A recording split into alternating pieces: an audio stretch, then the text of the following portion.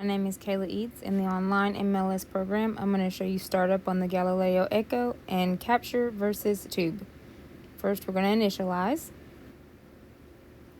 Here you'll see the prongs come over, and the instrument is just doing its self-checks to make sure all of the mechanisms are working correctly. I tried to get a close-up so you could see all of the movements it does. Here is a list of the testing that it's doing. Now it's asking us to put strip holders in the top two positions. These are the strip holder trays that you will use for any of your testing. The amber indicator lights are important to know when you can add or remove anything from the analyzer. The flashing in this case means it requires our attention because it asks us to put the trays on there. We're just going to hit OK once we have them loaded. It'll now check the instrument for any leftover strip holders, and the only time I've ever seen this is if the analyzer shut down because of an error. Now it's telling us to remove them.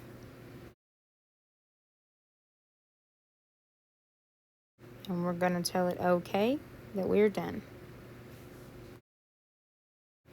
Here's the different types of racks you can use. The ones with the tubes you'll use for patients in QC, and bags to retype donor units. And these are your strip holders. While I'm doing maintenance, I'm going to go ahead and spin QC, which takes 5 minutes. QC is a part of daily maintenance, but we also have the initialization, which we did, check probe alignment, which the analyzer does, vertical position, which you watch the probe come down and make sure that it is going directly where it's supposed to, washer residual volume test, which is a visual test to make sure that your strips are not retaining too much saline. This test probably seems pointless just looking at it, but during monthly maintenance we will go in and weigh the strips before and after to make sure that it is within range in grams, which I believe is 0.04 to 0.12.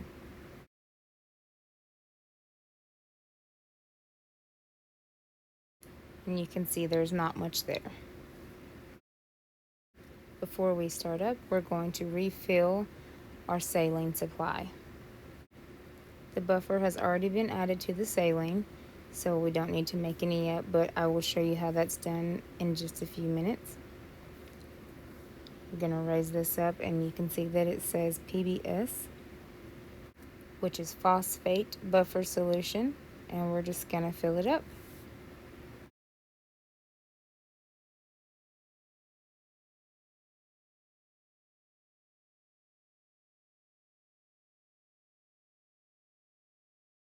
Now we can finish getting our reagents ready.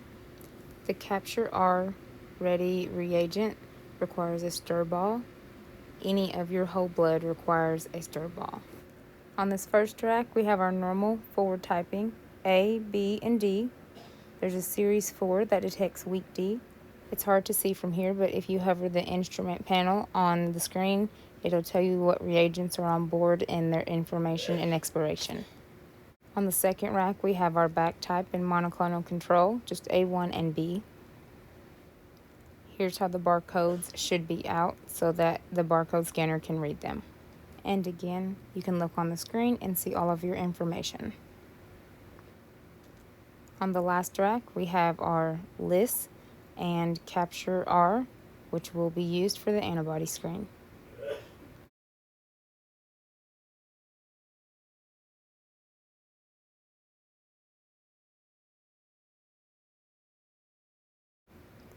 Our QC is ready, so we can pull it out and put it in the tube rack that I showed you earlier. And we have 3 levels.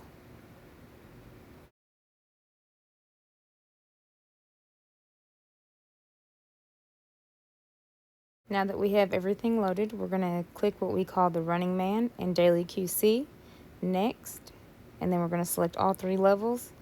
The next screen will show stat tests, but we don't have any need to do that. This screen tells you what strips to load, also if you are low on reagents. And these are the micro plates. These are the plates that will be used for your forward and back type. We will load one pair and then one CMT strip and a balance strip. The balance strip has black rings and they are reusable. This is a summary of the process the analyzer is performing. These plates are what are used to detect the antibodies. Inside each bag is an indicator strip that needs to be blue or it cannot be used.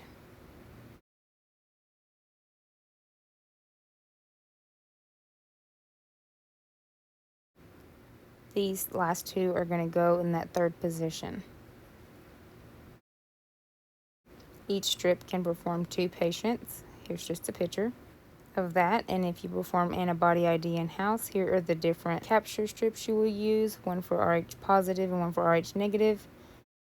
And again, here's the process, but this is where we will get to see the capture.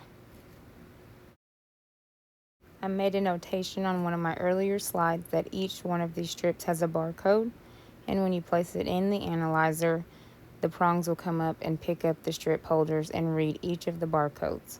So you will start to see them disappear once it reads them.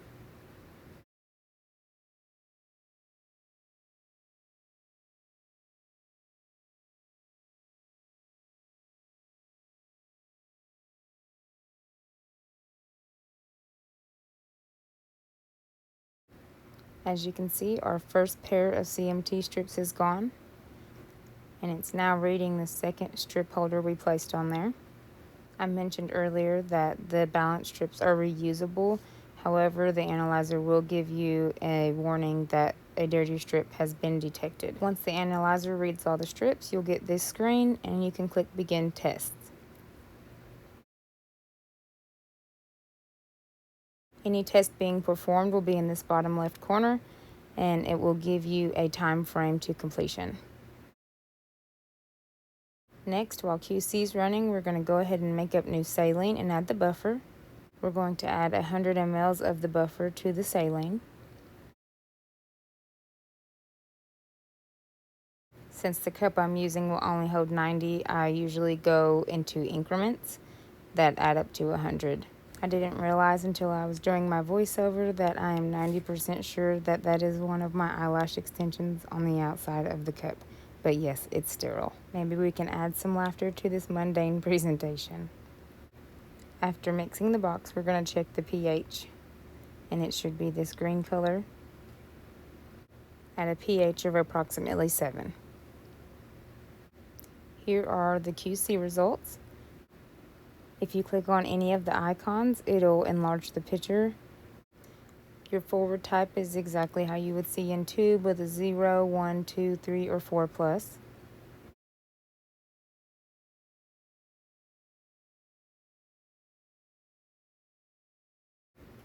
However, when you go down to your screening results, you are going to see opposite. In your screening cells, your negative looks like a 4 plus button and your 4 plus looks like a negative. Here's a summary of your forward and back types. This is just to again show you the reactions close up.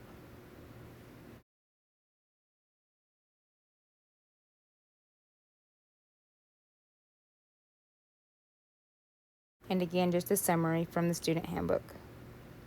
These are what they will look like. This is how you would load a patient. I turned it around to keep the patient's privacy. Normally your barcode would face outward so that the analyzer will read it, but we will put it in manually. If the analyzer has a barcode it cannot read, this box will pop up, whether it be a patient or reagent. Normally you would click the blue papers there, but since we had to put it in manually, we have to tell it what to do, and it would read the testing that is ordered on that actual patient. The next screen is going to tell us what strips we need to add. We're going to load one CMT and a balance strip, and one capture R and a balance strip.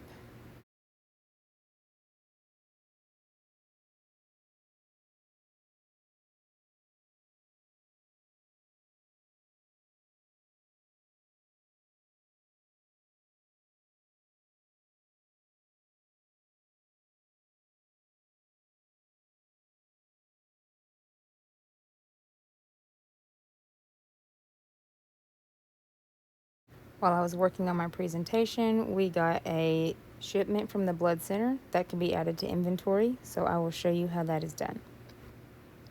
You just pull 2 segs off of the end of the bag, and as crazy as it drove me, I used the last barcode sticker. You can place the sticker right on the outside of a regular blood bank tube, and then you're going to snip the segments as to let them pour into the tube, and you can place each tube right into a rack onto the analyzer. You can see that it read all of my barcodes, and I'm going to tell it to confirm. Select all the donor units, and then we will add our strips.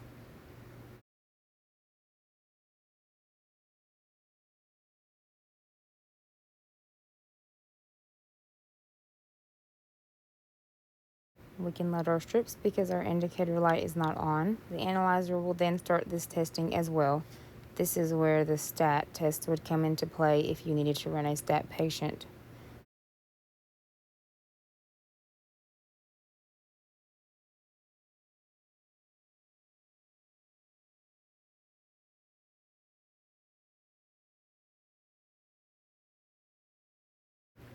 Here are the results for our patient that we ran. He's O negative with a positive antibody screen. This patient was positive in screen cell 1 and 2, and he ended up being D and big C. We don't do antibody typing in-house, so he was sent to KBC. I went ahead and recorded the tube method also, just to show the difference between what capture looks like versus tube method. Our procedure manual does not call for an instant spin on the screen. That is why I did not perform one.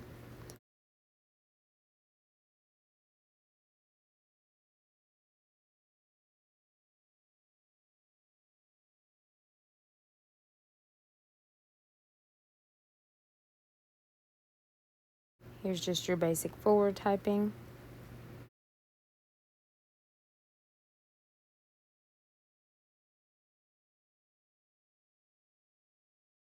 And then reverse type.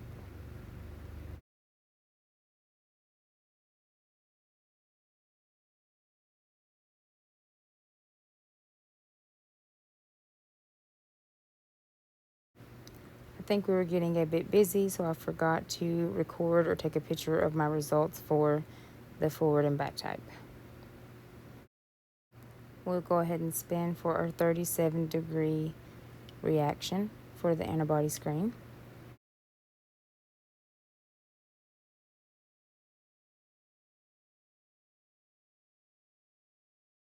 And again, I realized I didn't record it or take pictures for my wash steps or my incubation, but it was all done.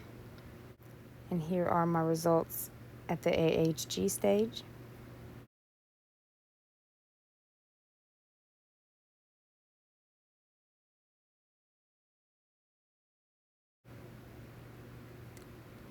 Here are the reagents that we would use on the echo, the QC, the A and B cells, and then a load of the other reagents. All the reagents are stored in a continually monitored refrigerator. Thank you for watching my presentation.